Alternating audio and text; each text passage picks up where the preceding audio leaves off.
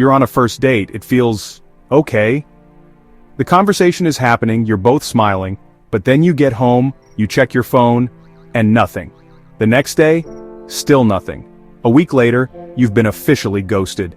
You rack your brain trying to figure out what went wrong. You were nice, you were polite, you didn't spill food on yourself, so what happened? Well, what if I told you that the reason you're not getting a second date has nothing to do with being rude or obvious, but everything to do with a few subtle, silent mistakes? These are the mistakes that kill chemistry on the spot, and pretty much guarantee you'll stay single if you keep making them. Hey everyone, my name is Your Name, and welcome to the channel. Today, we are pulling back the curtain on the 5 first date mistakes that are sabotaging your love life. And trust me, you are probably making at least one of them without even realizing it. So, if you're ready to turn those first dates into second dates, and maybe something more, then stick around. Let's dive right into the first mistake, and it's a big one. Mistake number 1. The job interview. You know what this sounds like. You sit down, and the questions start firing off like you're in a performance review. So, where did you grow up? What do you do for work? How long have you been at that company? Do you have any siblings? What are your hobbies? Question, answer, question, answer. It's a checklist, not a conversation. This is a massive mistake because it creates a weird power dynamic. It feels like an interrogation. The other person feels pressured to perform and give the right answers, which means they can never relax and be their authentic self. It's boring, it's robotic, and it creates zero emotional connection. The fix. Use the answer and ask method. If they ask you where you grew up, don't just say Chicago. Say, I grew up in Chicago, which was amazing for the food but terrible for the traffic. I'm curious, are you more of a big city or small town person? You see that? You shared a piece of yourself, an opinion, and then you turned it back to them with an open-ended question. It's a back and forth, a game of conversational tennis, not a firing squad of questions. Alright, moving on to the polar opposite, which is just as bad. Mistake number 2, the one-person show. This is the person who takes a simple question like, how was your week? And turns it into a 10-minute monologue about their demanding boss, their brilliant solution to a work problem, a detailed story about their gym session and what they had for lunch on Tuesday.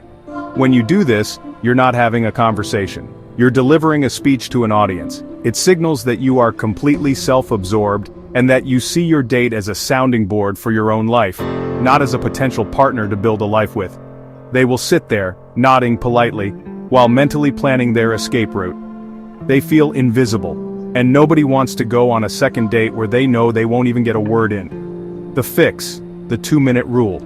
Try not to talk for more than 2 minutes straight without giving them a chance to jump in or asking them a question about themselves. The goal of a first date isn't to prove how interesting you are, it's to discover how interesting they are. A great connection is a balance.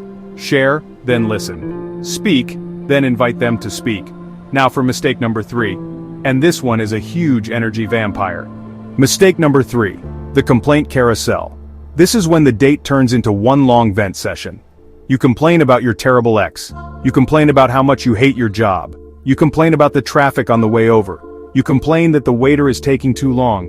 Look, everyone has bad days and bad experiences, but a first date is not the time or place to air your grievances.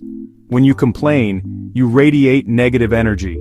The other person starts to associate you with feelings of frustration, bitterness, and unhappiness.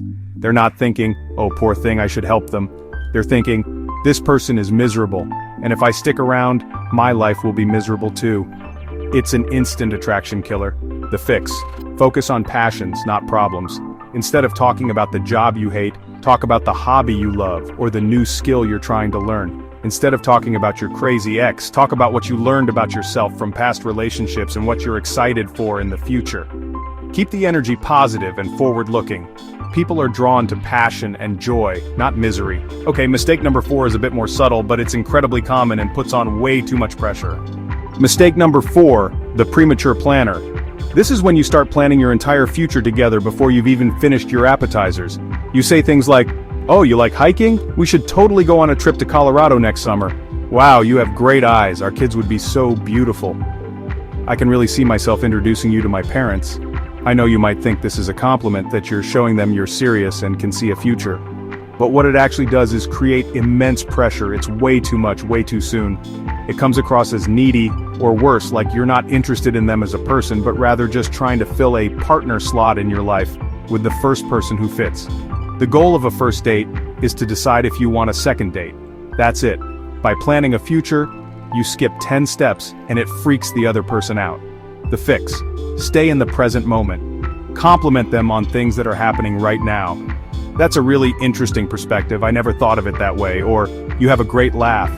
Talk about your values and dreams in a general sense, not as a shared blueprint. Let the connection build naturally, without the weight of future expectations. And finally, the fifth mistake.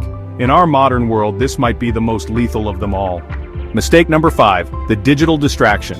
This is having your phone on the table, even if it's face down, even if you don't touch it. Its mere presence on the table sends a powerful message: you are not my top priority. Anything that comes through this little black box, a text, an email, a notification, is potentially more important than the conversation we are having right now. It shatters the sense of presence and intimacy. It creates a third person at the table, your phone. And if you actually pick it up and check it, you might as well just get up and walk out.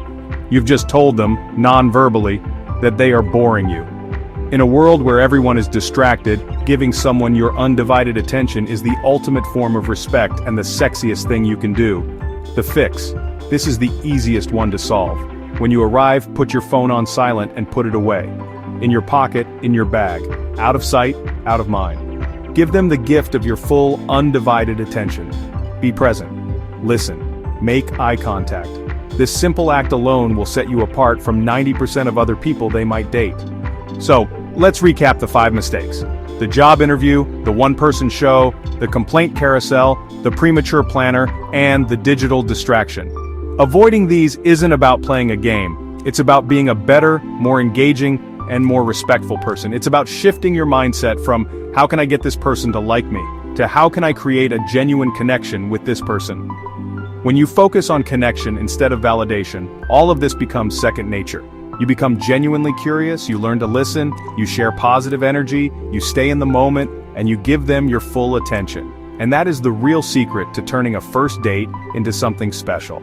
Now I want to hear from you. What's the worst first date mistake you've ever seen or personally made? Leave a comment down below, no judgment. Let's all learn from each other. If this video helped you, please give it a thumbs up and hit that subscribe button for more advice on building amazing relationships. Thanks so much for watching, and I'll see you in the next one.